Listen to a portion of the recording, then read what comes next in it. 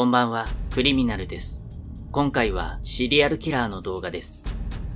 そのシリアルキラーは1970年から1973年までに少なくとも28人以上の若者を拷問して殺害したデイビッド・オーウェン・ブルックスとエルマー・ウェイン・ヘンリーという2人の若者が犯行に加わっていた。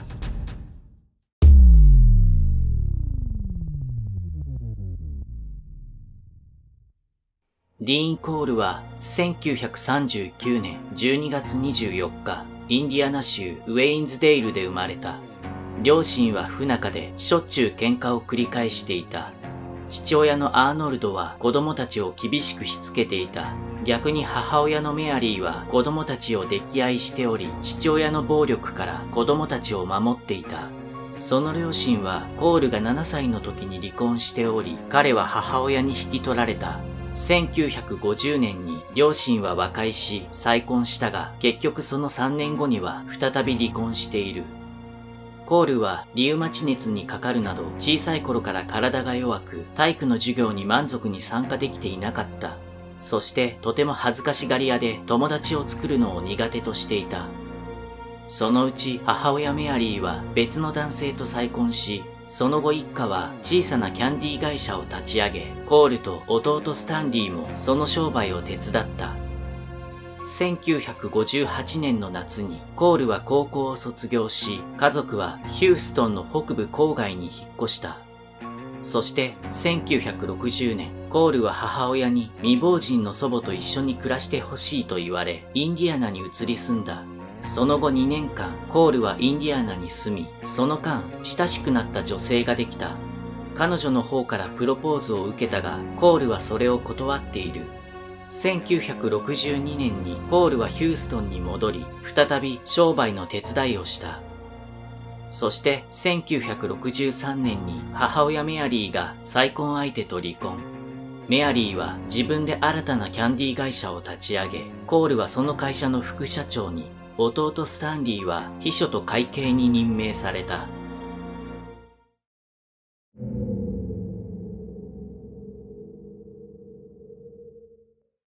コールは1964年8月10日に徴兵され、アメリカ陸軍に入隊。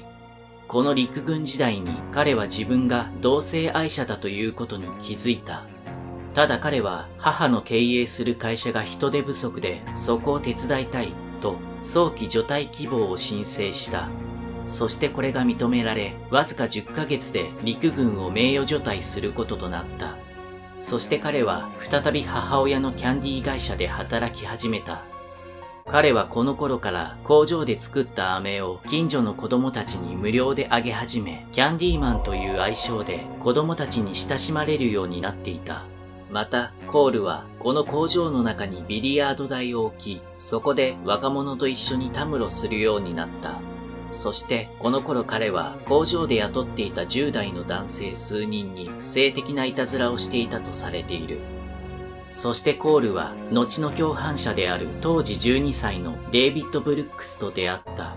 彼はコールから飴をもらっていたうちの一人である。その後2人は一緒に旅行に行くなど仲を深めた。やがてコールはブルックスにオーラルセックスを教え、奉仕してくれるたびに5ドルを与えた。その後、ブルックスの両親が離婚し、彼は母親と共に引っ越したため、2人はしばらく疎遠になった。その後、1968年に母親が菓子工場を畳んだため、コールは電気工に転職した。そして1970年、コールとブルックスは再会した。15歳になったブルックスは父親と暮らすことになり、ヒューストンに戻ってきたのだ。ただ、その父親とうまくいっていなかったブルックスは次第にコールのアパートに入り浸るようになる。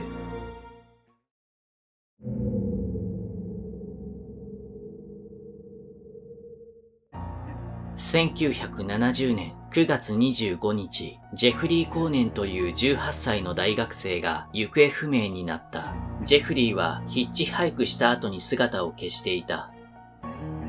それから約3年後の1973年8月10日にハイアイランドビーチで彼の遺体が発見された。検視の結果、首を絞められたことによる窒息死と推定された。これがコールの最初の殺人である。動機は不明だが、おそらく性行為を求めて拒絶されたからではないかと見られている。ちょうどこの頃、コールの部屋に無断で入ったブルックスが恐ろしい光景を目撃した。彼の部屋の中で2人の裸の少年が拷問台に縛り付けられていたのだ。現場を見られたコールは激怒し、ブルックスを追い返した。後に落ち着きを取り戻したコールはブルックスにこう語った。あの2人は殺した。誰にも言うなよ。と言って車を買い与え口止めした。この出来事以降、コールはブルックスに自分のアパートに少年を誘い込むように持ちかけた。そしてブルックスはこの話に乗ってしまう。1970年12月13日、ブルックスはとある宗教の集会から14歳の少年2人をアパートに誘い込んだ。2人の少年は拷問する板に縛り付けられ、その後性的暴行を加えられ、拷問された後に絞め殺された。その後2人の少年はコールが借りていたボート小屋に埋められた。そしてブルックスは2人の少年をアパートに誘い込んだ報酬として$200を受け取った。それから6週間後、1971年1月30日、コールとブルックスは帰宅途中の10代の兄弟に声をかけた。その兄弟はコールに言葉巧みに誘われ、彼のアパートの部屋に入ってしまう。そこで兄弟は同様に性的暴行と拷問された後に絞め殺された。その後同じくボート小屋に埋められた。その後も彼は1971年3月から5月の間に3人の少年を殺害。ヒューストンから次々と少年たちが姿を消した。被害者の家族はポスターを作成し、失踪した子供たちを必死に探したが見つかることはなかった。その後もコールは3名の少年を殺害。そして1971年9月にコールはそのアパートから引っ越した。そしてヘンリーと出会うことになる。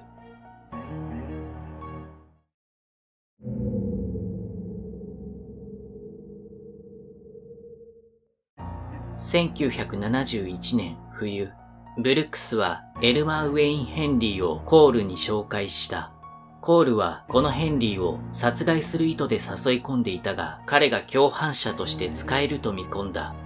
そこでコールは少年をここに連れてきたら$200やるとヘンリーに話を持ちかけた。ヘンリーは最初このコールの申し出を拒否していたが、彼の家庭は大変貧しく生活に困窮していたため受け入れることにした。ヘンリーは父親に虐待されており、父親のことをひどく憎んでいた。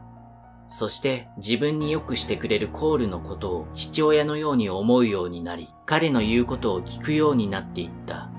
こうして共犯者が増えたコールは同様の手口で次々と少年たちを毒牙にかける。ちなみに被害者への拷問はコールだけではなくヘンリーも参加していたと後にブルックスが証言している。彼らは1972年3月24日から1973年8月3日の間に分かっているだけで19名の若者を殺害。中にはヘンリーやブルックスの知り合いも含まれており、皆拷問された後に絞殺されるか銃殺されていた。遺体はボート小屋かサム・レーバーン湖のほとりかハイアイランドビーチに埋められた。最も遺体が多く発見されたのはボート小屋で、そこからは17体の遺体が発見された。共犯者のヘンリー曰く、被害者の中には生きたまま性器を切断された者もいたという。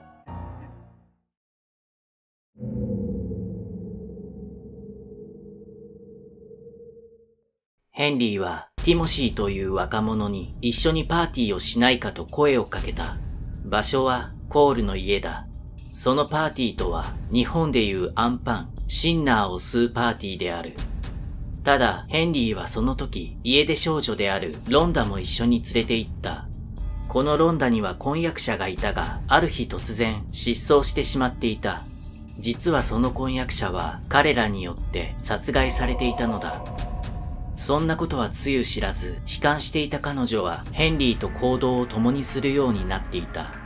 この日コールはヘンリーとティモシーだけが家に来ると思っていた。そしていつも通りティモシーに拷問をし殺害する予定だった。ただ何も知らないヘンリーはロンダを連れてきてしまった。コールは激怒した。なんで女なんか連れてきたんだ。お前らのせいで台無しだ。一瞬にして険悪なムードになった。ただしばらくするとコールは機嫌を直し、結局4人でパーティーを始めた。そして1時間が経過した頃、全員が意識を失った。やがてヘンリーが意識を取り戻すと手錠がかけられていて足首も縛られていた。ティモシーとロンダも同様だった。するとそこにコールがやってきて3人に向けてこう言った。お前たちを殺してやる。だが、その前に楽しませてもらう。コールは悲鳴や叫び声が外に聞こえないようにラジオのボリュームを最大までに上げた。殺されると思ったヘンリーは必死に何度も命乞いをした。するとコールはヘンリーの手錠を外しロンダを犯せと命じた。ヘンリーが言う通りにロンダに襲いかかるとコールもティモシーを犯しにかかった。その際、コールは気が緩んだのか持っていた拳銃を床に置いた。ヘンリーはすかさずその拳銃を拾い上げ、銃口をコールに向けた。そしてヘンリーはティモシーを犯しにかかっていたコールに向かってやめろと叫んだ。しかしコールはひるむどころか撃ってみろとヘンリーを挑発した。そしてヘンリーは引き金を引いた。コールは計6発撃たれ、その場で死亡した。ヘンリーは手錠の鍵を見つけ出し、ロンダとティモシーの手錠を外し、警察に通報した。すぐに来てくれませんか。たった今、人を殺しました。住所はラマードライブの2020番地です。8月8日午前8時、警察がコールの家に到着。すると玄関前には、ヘンリー、ティモシー、ロンダが体育座りしていた。警察が家に入ると、全裸の男がうつ伏せに倒れていた。それがコールだった。警察が家の中を調べると、拷問台や狩りに使うナイフなどが発見された。なぜ彼を撃った？そう聞かれたヘンリーはこう答えた。殺すと言われたし嫌になったから。ディーンはこれまでに何人もの少年を殺していて、ボート小屋に埋めていたんだ。警察は驚いた。外部には彼は子供に優しい善良な市民として映っていたためだ。警察はヘンリーにそのボート小屋に案内するように言った。そしてボート小屋の中に入ると、そこにはボートはなく、置いてあったのは解体途中の車と生石灰が入った袋、自転車、そして男物の衣服が詰め込まれていた袋。ヘンリーは小屋の外で真っ白な顔をして黙り込んだ。調べた結果、車は盗難されたもので、自転車は行方不明となっていた被害者のものだった。捜査官は刑務所からボランティアで来ていた模範囚人に地面を掘り起こすように命じた。するとビニール袋に入った遺体が出てきた。囚人は外に飛び出し、嘔吐した。その後も次々と遺体が発見され、現場には野じ馬や報道陣が集まってきた。ヘンリーはサム・レーバーン湖のほとりとハイアイランドビーチにも遺体が埋められていると答えた。結局、ボート小屋からは17体、湖のほとりからは6体、ビーチからは4体が発見された。ヘンリーが言うには、ビーチには8体の遺体が埋まっているとのことだったが、結局4体しか発見されなかった。その後、ヘンリーとブルックスは事情聴取を受け、一連の事件に関わっていたことが判明。彼らは起訴され、ヘンリーには594年の禁錮刑が言い渡され、ブルックスには99年の終身刑1回が言い渡された。ヘンリーは現在も刑務所に収監されているが、ブルックスは2020年5月28日、コロナウイルスにかかり、65歳で亡くなっている。